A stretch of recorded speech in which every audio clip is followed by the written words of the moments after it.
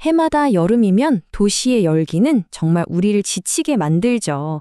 이 보이지 않는 열의 지도를 그리기 위해서 과학자들은 저 멀리 우주로 눈을 돌렸습니다. 하지만요, 하나의 완벽해 보이는 분석이 나오기까지 그 뒤에는 정말 수많은 질문과 아주 치열한 검증의 과정이 숨어 있습니다.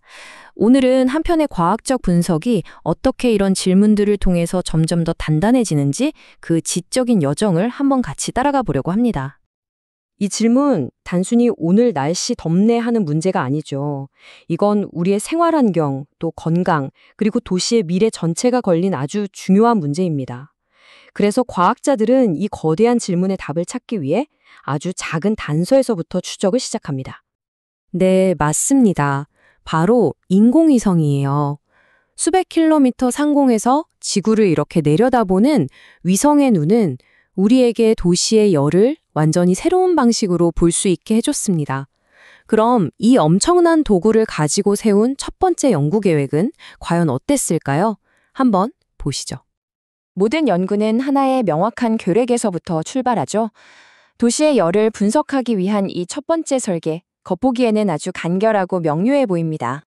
자, 내용을 보면요. 랜셋 8호라는 위성을 사용해서 서울이라는 특정 지역의 지표면 온도를 분석한다. 그래서 폭염이 자주 일어나는 곳, 그러니까 소위 핫스팟을 찾아내겠다. 바로 이 계획입니다. 굉장히 직관적이죠? 하지만 과학의 세계에서는요, 이 첫 번째 계획에 곧바로 첫 번째 질문이 던져집니다. 첫 번째 질문은 바로 연구의 경계에 관한 것이었습니다. 분석 대상을 서울시, 딱 여기로만 한정한 게 과연 최선일까 하는 문제 제기죠. 처음 계획은 보시는 것처럼 이렇게 서울시라는 행정구역에만 딱 초점을 맞췄습니다. 근데 문제는 말이죠. 이 열섬 현상 같은 기후 문제는 행정구역의 경계선을 따라서 움직이는 게 아니라는 점입니다. 그래서 이런 제안이 나오는 겁니다. 서울을 둘러싸고 있는 경기도 전체를 함께 봐야 한다. 위성사진 한 장에 경기도 전체가 다 들어오니까 기술적으로도 이건 충분히 가능한 이야기거든요. 그럼 왜 이런 제안이 나왔을까요? 바로 이 문장의 핵심입니다. 도시는 혼자 동떨어진 섬이 아니라는 거죠. 주변에 있는 숲, 산 같은 이런 녹지들이 도심의 온도에 어떤 영향을 미치는지 함께 들여다봐야만 도시의 열을 제대로 이해할 수 있다는 뜻입니다. 결국 더 넓은 맥락을 봐야 더 깊은 통찰을 얻게 되는 것이죠. 자, 연구의 공간적인 경계에 대한 질문을 넘어서니까 이번에는 어떻게 분석할 거냐, 즉 연구의 방법론에 대한 질문이 이어집니다. 왜냐하면 모든 선택에는 그 이유가 있어야 하니까요. 위성 데이터를 분석할 때 그냥 온도만 띡 보는 게 아닙니다. 여러 가지 지수를 활용해서 도시의 특성을 파악하는데요.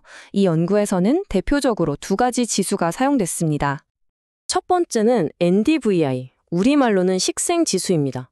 말 그대로 그 지역의 나무나 풀 같은 식물이 얼마나 빽빽하게 있는지를 보여주는 값이에요. 당연히 이 숫자가 높을수록 녹지가 풍부하다, 이런 뜻이겠죠?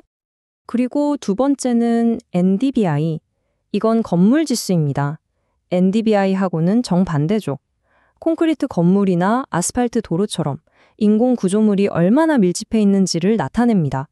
이 두 가지만 봐도 도시의 녹색과 회색을 한눈에 파악할 수 있는 겁니다. 바로 여기서 아주 중요한 지적이 나옵니다. 이 지수들을 왜 선택했습니까? 그냥 다른 연구에서도 많이 쓰니까요 라는 대답, 이건 충분하지 않다는 겁니다. 이 연구의 목적에 왜 이 지수들이 가장 적합한지에 대한 설득력 있는 논리, 즉 명확한 스토리가 필요하다는 거죠. 그리고 이 데이터들을 종합적으로 분석하기 위해서 랜덤 포레스트라는 머신러닝 모델이 사용됐습니다. 수많은 예, 아니요 질문을 계속 던져서 데이터를 분류하고 예측하는 방식인데 굉장히 강력한 분석 도구로 알려져 있죠. 하지만 여기서 또 한 번의 날카로운 질문이 등장합니다. 아무리 좋은 도구라고 해도 처음에 입력하는 데이터의 질이 나쁘거나 분석을 위해 던지는 첫 질문이 잘못되면 결과는 완전히 틀어질 수 있다는 겁니다.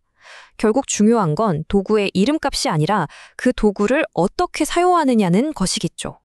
이제 연구의 마지막 관문이자 어쩌면 가장 중요한 질문에 도달했습니다. 범위도 정하고 방법도 정해서 결과를 얻었다고 끝이 아니거든요. 그 결과가 과연 진짜 라고 어떻게 증명할 수 있을까요? 위성 분석을 통해서 이것이 뜨거울 것이다 라고 예측한 결과가 실제로 땅 위에서 일어나는 현실과 얼마나 맞아떨어지는지 이걸 증명해야만 합니다. 이것이 바로 연구의 신뢰성을 결정하는 마지막 관문, 검증의 단계입니다. 자, 모델이 예측한 결과는 이렇습니다. 위성 데이터를 기반으로 이곳이 뜨거울 거야 라고 지목한 지역들, 하지만 이건 아직 가설일 뿐입니다. 이 예측이 실제 기상청의 관측 데이터하고 얼마나 일치하는지 현실과 비교하는 과정이 반드시 필요한 거죠. 네, 이게 결정적인 한마디입니다. 예측과 현실의 일치. 이걸 증명하지 못하면 아무리 화려한 분석이라도 그저 하나의 가설에 머무를 뿐입니다. 연구로서의 진짜 가치는 바로 이 검증의 단계에서 완성되는 겁니다. 지금까지의 과정을 쭉 돌아보면 우리는 좋은 연구란 게 대체 뭔지에 대한 아주 중요한 통찰을 얻게 됩니다. 그건 단 한 번의 완벽한 계획으로 뚝딱 만들어지는 게 아니더라고요. 명확한 계획으로 시작하되 끊임없이 그 전개를 의심하고 내가 한 모든 선택의 이유를 설명하고 마지막으로는 현실 세계 데이터를 통해 내 결과를 증명하는 것. 이 4단계의 순환이야말로 하나의 연구를 더 단단하고 더 가치 있게 만드는 과정 그 자체입니다. 결국 오늘 우리가 살펴본 이 모든 비판과 질문들은 연구를 무너뜨리기 위한 게 아니었습니다. 오히려 하나의 아이디어를 더 단단한 진실로 만들어가는 과정, 바로 과학의 본질 그 자체를 보여주는 것이었죠. 이 이야기는 비단 위성 분석에만 해당되는 건 아닐 겁니다. 지금 여러분이 마주하고 있는 문제, 혹시 너무 좁은 경계 안에서만 해답을 찾고 계시진 않나요?